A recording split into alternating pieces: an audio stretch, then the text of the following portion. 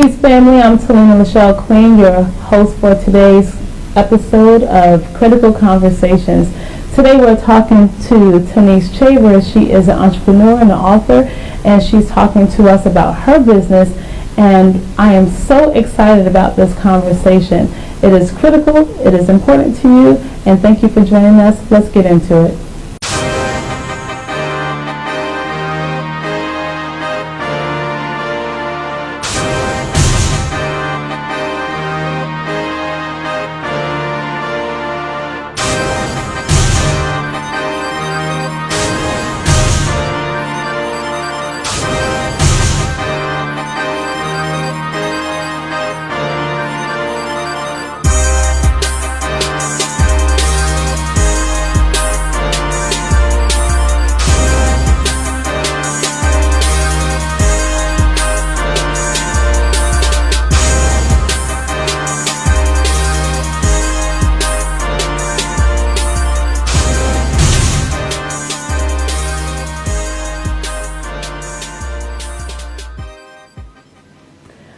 Denise, welcome to Critical Conversations. I appreciate you being here. Thank you for having me. You're very welcome. So today our critical conversation is centered around economic development and entrepreneurship, and you've been doing some great things in those arenas. I want to start with your business. Okay. You just tell us when did it start and what it's about. Well, I have a salon and spa in West Orange. It's called Shear, Bliss, Hair Lounge and Spa. It services everybody, but it caters to women who suffer from cancer, lupus, alopecia, or some form of traumatic hair loss. So we do a couple different things there. We have private rooms for women to kind of come in and get their consultations and get their whole hair service in the privacy of, a room with their stylist, so they can have that confidentiality with their stylist to talk about what their hair issues are. We also do wig units that we make from scratch, and everything is customized. We provide the hair at the salon, so they get to pick out their hair. They get to go through that whole process with me or one of my stylists. And then we construct the wigs for them. And then there's some clients who may have, an illness like cancer or lupus, and they want to use their health insurance to pay for their units. So we accept health insurance for that, to help them offset the cost, because sometimes wig units can be pricey. So that's one of the things that we do. And then also, I'm a certified hair loss specialist. I do hair and scalp analysis, which is a non-invasive procedure that allows me to look inside the scalp to determine if the follicle is open or closed. So sometimes clients come in, they're not sure about, if their hair is even going to grow back, if that's a possibility. Mm-hmm. So by me doing an analysis, I can tell them if the follicle is open or closed, and then, from there we can do a treatment plan. So that's pretty much what the salon is. I started it back, I had the vision a long time ago. It took me 8 years to open my business. But when I finally opened, it was in 2015. February 2015, we opened the doors. So you're 3 years old, Mm-hmm. and how many stylists are there with you? 4. 3 years old, you have 4 stylists. Mm-hmm. Well, people may want to come. How do they make an appointment for your salon? Well, there's a couple ways. You can go to the website. I have a website. It's shearblisshairanspa.com, and Shear is SHEAR. So it's Shear Bliss Hair and Spa, and is spelled out A&D, spa.com. Okay, let's say it one more time. Shear, hair. www.shearblisshairanspa.com. It's better when you say it. Good job. And they can also call the salon, which is 973-731-7778. Or if they send me a message or the salon a message via Instagram or Facebook, we can kind of book their appointment that way too. Now, I really like supporting small business, and I like supporting Black businesses. Yes. And you fit that description really well. So I just wanted to, just for reiteration, say that number for me again, nice and slow. Okay. It's 973 yes 731-7778. So you can call and make your appointment to have a personal, private consultation with any one of the 5 of you. Yeah, well, I mainly do the consultations, or my salon manager does it. Once we determine what the situation is, then we will assign a stylist to, either she'll do it herself or we'll assign a stylist to take care of them, depending on what it is that they want done. Now these are kind of nuts and bolts part of this conversation, right? We want to make sure that you're getting business too. So tell me about the hours of operation. The salon is closed Monday and Tuesday, but we're open Wednesday through Sunday. So That's Wednesday, I like to be open on the weekends. You know, a lot of people sometimes have day jobs. They can't go to a salon during the day, or they just have running around to do. Kids are in school. So I wanted to be open. I wanted to be conveniently open on a Sunday for some people who would rather get their hair done, you know, on a Sunday or even a Saturday. But we're open Wednesday and Thursday from 9 to 4. Friday is our late day from 9:30 to 7. And then Saturday is 9 to 5. Sunday is 9:30 to 3. Now you said that it took you 8 years to open the business. Yes. And in that time you were having a vision about it. So tell me that story. How did it unfold for you to go through with your vision? Well, initially, I've always been an entrepreneur. I've always had that spirit of wanting to own my own business ever since I was 14. I have been working a full-time job ever since I was 14 years old. So I had always said to myself, if I'm going to start early, I'm going to finish early. So I started kind of thinking of what type of business I wanted to do, and I wasn't sure, but I went through the steps of, you know, high school, and I got into college, graduated high school a year early, and was able to get a full academic scholarship to go to Keene University, and I majored in business. And it was in my college years that I experienced my own hair loss. So I went to a person in Union City to get my hair relaxed. I'm sorry, not relaxed, get it colored. And that person lightened me too many times in one sitting. So nothing happened initially, but 4 months later when I went to put a relaxer in my hair, all my hair fell out down to my new growth. And I had about, you know, this much hair, which wasn't enough to do anything to braid it, and it was really devastating for me. So once that happened, that kind of sparked something in me, because I would go to different salons to try to get my hair done, and I was embarrassed. I didn't want anybody to see me looking like that. So I was looking for a place that had something in a private room or something, Right. and there wasn't anything like that. And then I also wanted someone to explain to me what happened. Like, how did this even happen to me in the first place? Why did my hair fall out? And, you know, everyone wanted to give me a quick fix. They wanted to throw a weave on top, but they couldn't really tell me what happened to my hair or even how to grow it back. Right. And so I saw that as being an issue, a need, something that needed to change with the beauty industry. And that's why, you know, from there I started looking into owning a salon and spa. And I knew that once I did my research, I knew that this type of salon of this caliber was going to cost a lot of money. And I didn't have a lot of money. You know, I don't come from a financial background. I was born and raised, you know, in Trenton, New Jersey, but I was raised by my grandmother, who had custody of me since I was 2. So she didn't have the funding or, you know, finances to help me to start a business. And that's the reason why it took so long, because I had put together a business plan. I went to cosmetology school and got my license, because I knew in order to run a business, a salon, you had to have a cosmetology license for 3 years. Right. So I didn't want to rely on anybody to be running my business for me. So I went and got my license on my own. And then from there, I put together my business plan of, you know, the vision of what I saw my salon looking like. I did the research and found out that people lose their hair for lots of other reasons. And then that's where the whole issue of it, you know, people losing their hair from cancer and lupus came into play. Right. I found out the technical term for hair loss is alopecia, but there's so many different types of alopecia that it's crazy, you know, how much people are really affected by it, especially African American women. So after I put my business plans together, I started looking for an investor, someone who could kind of help me to get the funding, get it off the ground. And because I didn't have a clientele already, and it was just a vision, a lot of investors didn't want to take the risk. They didn't want to, you know, take the risk to give me the money that I needed. I had experienced a bankruptcy during that time, so I didn't have the ability to go to a bank to get a loan, and it was just really difficult. I started doing other things to try to raise the money, like crowdfunding. I did 2 crowdfunding campaigns to get some funding. And how did that work out? The first one was not as great as I wanted it to be. My goal was $90,000, and I only ended up raising $2,000. So, you know, luckily with the crowdfunding campaign that I was on, which is Indiegogo, I was able to keep that $2,000. But some crowdfunding campaigns, if you don't raise all the money that you set out to raise, you have to return all the money. So it's either all or nothing. Okay. But luckily that wasn't the case for that website. The second one I did, I raised all of the money. My goal was $5,000 and I raised the full $5,000.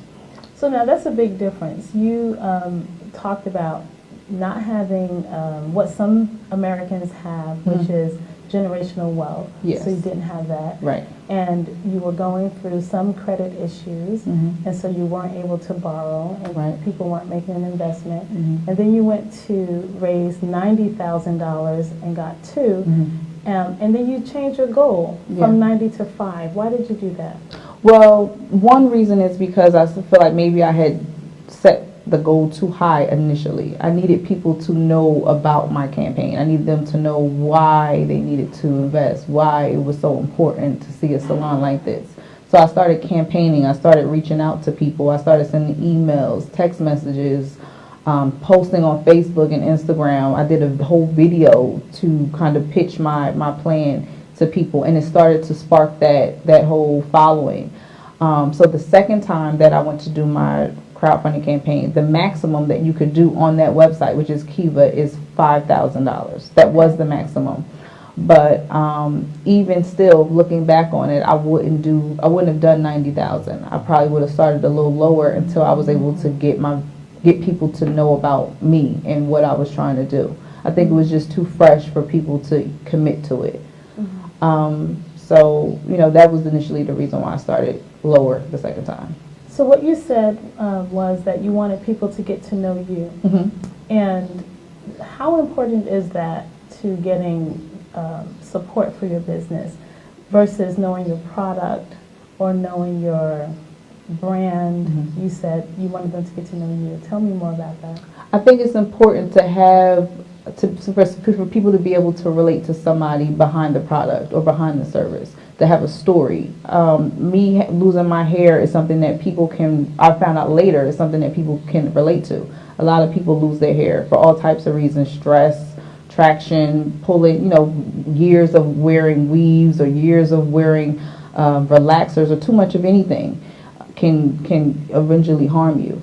Not only that, but a lot of people who have medicine, like take medication that causes hair loss as a side effect, different illnesses. So when I was able to, have a story to tell that people could relate to, and they felt like, hey, that happened to me. I lost my hair, and they also wanted a solution. So I think that the importance of, you have to be able to connect to your audience. You have to be able to connect to the consumer, the person that you're looking to buy from you or buy your service or your product.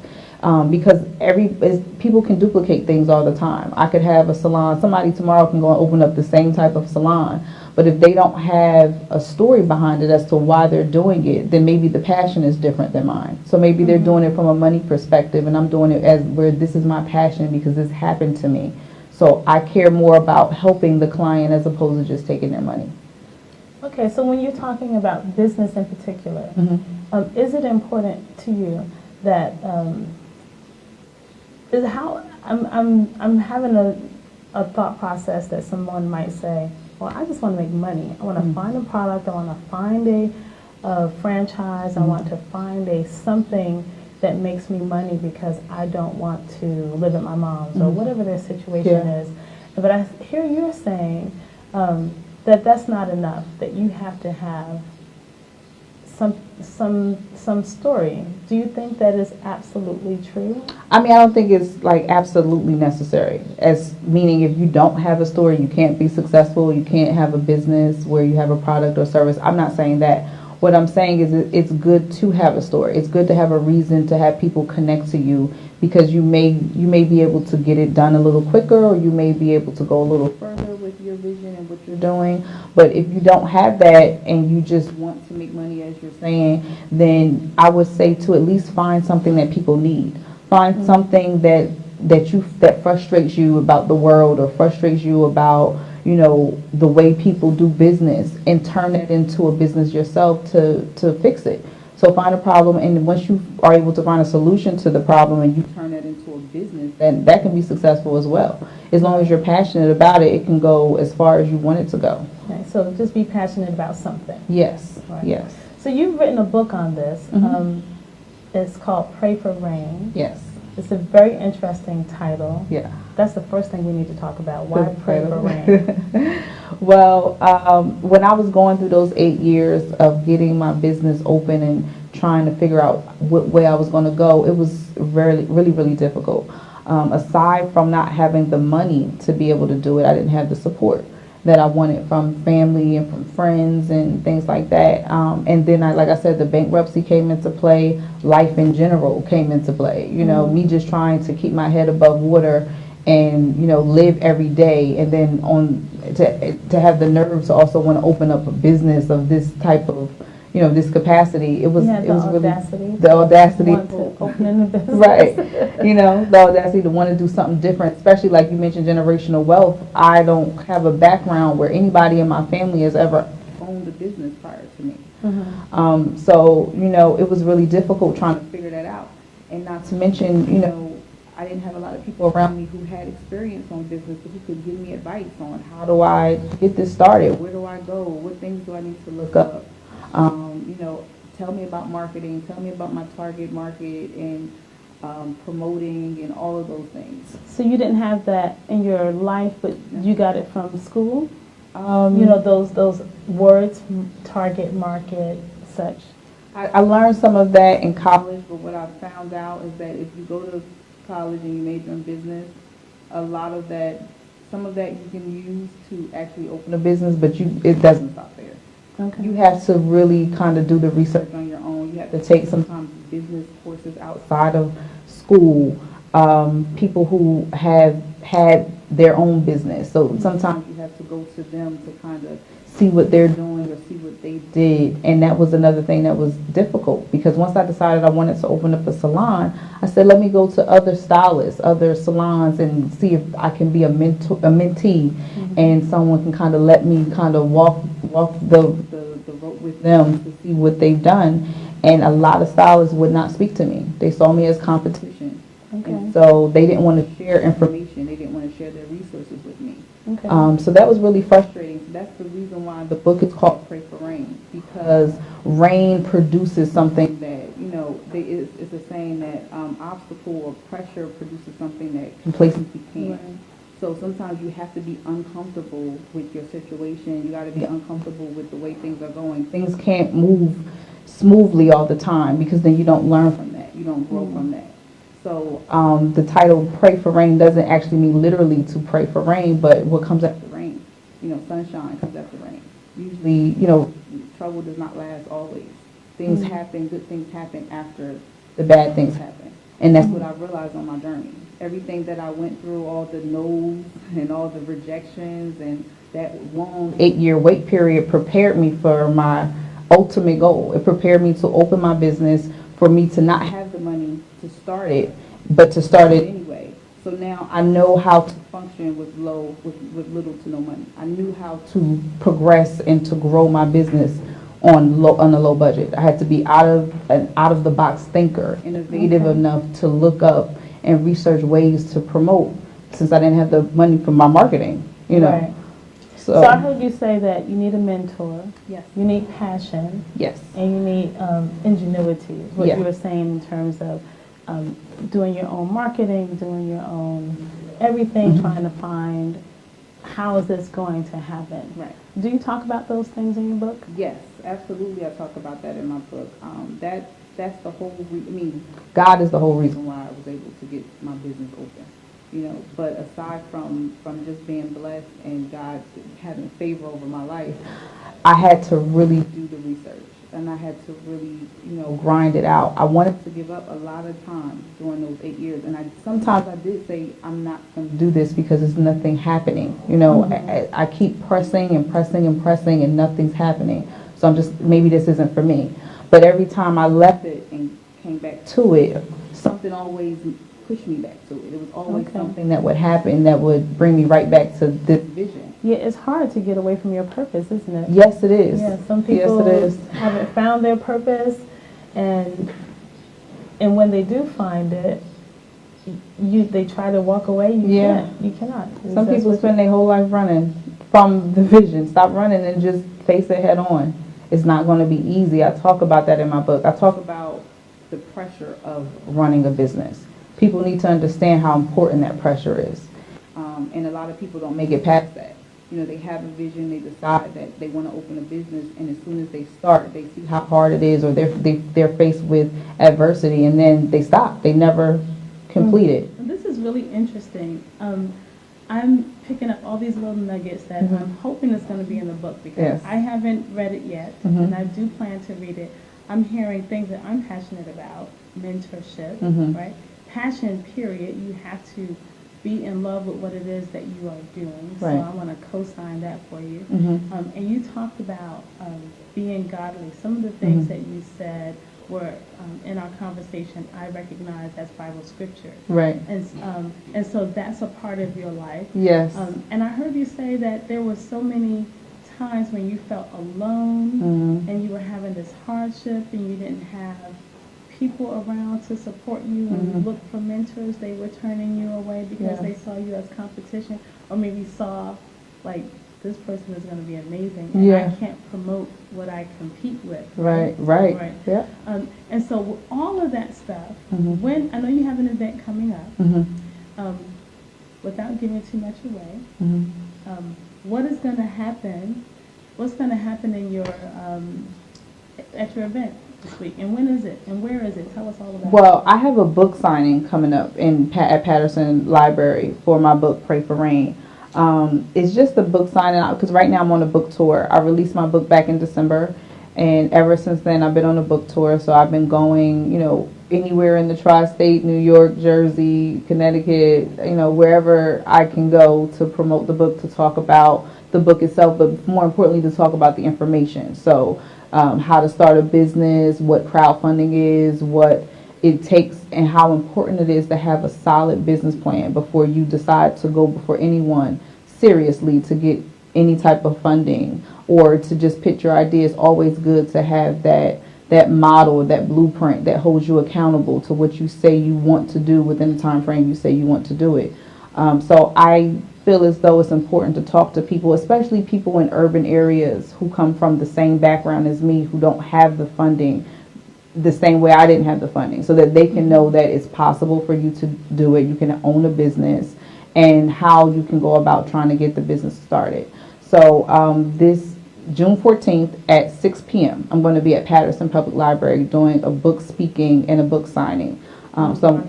Yes. So I'm going to read, an excerpt from my book, and then I'm going to go into Q&A, answer any questions anybody has, and then, just kind of mingle with the people there and talk to them about the importance of business and entrepreneurship and, how to help build up our community.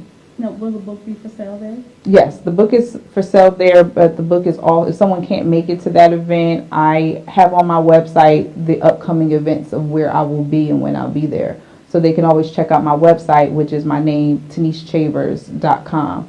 And in addition to that, my book is also on Amazon.com and on Walmart.com. So they can go to either place to get it. Now, sometimes people don't carry cash, so let them be prepared for the price. How much are they going to pay for the book at the library? The book is $20. Okay. Yeah, but I accept a credit card or cash. Okay. Yep. It's going to be a great event. Tell me anything else that you think an entrepreneur or an aspiring entrepreneur should know before going out. For example, I'm curious about which mistakes did you make that you don't want other people to repeat? Well, one mistake that I make that I've made a couple times is being too anxious. The Bible says that you shouldn't be anxious for anything. So I've learned to not be anxious in the way that, trying to be forceful with something. Let things happen as they're going to happen, because sometimes the timing is not right. If I had to open my business within those 8 years that I was still preparing for the goal or preparing for the vision, it may not have been as successful as it is today.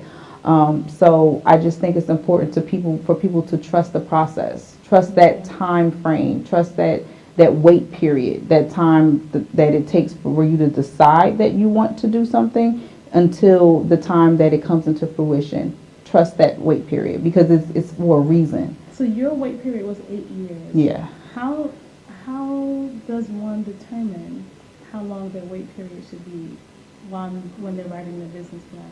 Well, I mean, you can envision it. You can kind of put in place what you believe it is going to take and how long it's going to take you to achieve those things. Because in your business plan, you're going to say, this is what I need this, and this. So you would say in that plan also, how long do you think it's going to take for you to get this, and this in order to get the business open? But just understand that it may not be within that time frame. You may say 4 years, it could turn into 5 or 6. But it doesn't mean that after that 4th year that it's a no. It just means that it's more time needed. Your time wasn't God's time. That's all that means. Mm-hmm. So you have to wait and just kind of be diligent in what you're doing. Continue. Maybe you're not prepared fully developed is the way you think you may be. I learned that for myself. I thought I was ready a long time ago to open my business. But as the years went on, I discovered more and more things that ultimately helped me when I got open. Even the hair loss part and getting certified to accept health insurance, that didn't happen till later on. In about the 8th year is when I found out how to do that and actually started the process of getting that done. So it's just certain things that you need to have in place, and sometimes we don't always see it. So we have to be just patient. Okay. So I'm going to conclude here, but I want to give you the opportunity to say anything else that you want to say. You can just actually say it to your camera. Okay. And then we'll conclude with that. And firstly, I want to say, before you do that, thank you so much for sharing your journey. I heard your triumphs, and I heard your pain, and I heard your good advice for people who may want to follow in your footsteps. And I hear your good intention and your purpose in this process, and that it is very much God's work, and you're being a vessel. So I appreciate you for that. So talking to your camera, say the things that you think are important for people to know about your book, about your upcoming event, and about entrepreneurship in general.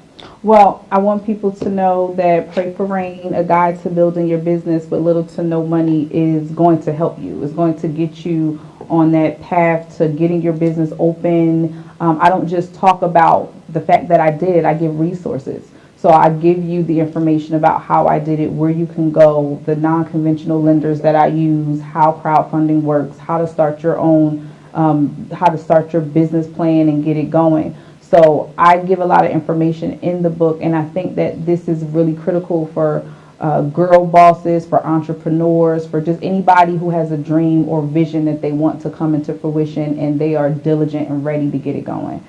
I want people to check out my website, which is, again, TanishaChavers.com, and you can get the book there. I also have inspirational mugs that go along with the book, because we know every day as an entrepreneur is not a good day. So the mug serve as that daily inspiration to let you know that you got this. And again, you can go on Amazon.com, you can go on Walmart.com, and you can take a look at the book or the mugs there. Lastly, I want people to remember that my salon is open and it's available for anybody who is suffering from any type of hair loss. So you can check out Shear Bliss Hair Lounge and Spa, and the website is shearblisshairandspa.com, and we're located at 457 Pleasant Valley Way in West Orange, New Jersey. Or you can meet me next Thursday, June 14th at 6 p.m. at the Patterson Public Library. From 6 to 8 p.m. as I showcase my book, Pray for Rain. I'm going to read an excerpt. If you go to my website, you can get a free first chapter to read it, so you can kind of get a feel of what the book is about before you actually buy it. But meet me June 14th at Patterson Public Library. I will sign your book for you, and I will answer any questions that you have about business, entrepreneurship, or my book, Pray for Rain. Thank you. Thank you for being here. Thank you for having me. I appreciate it.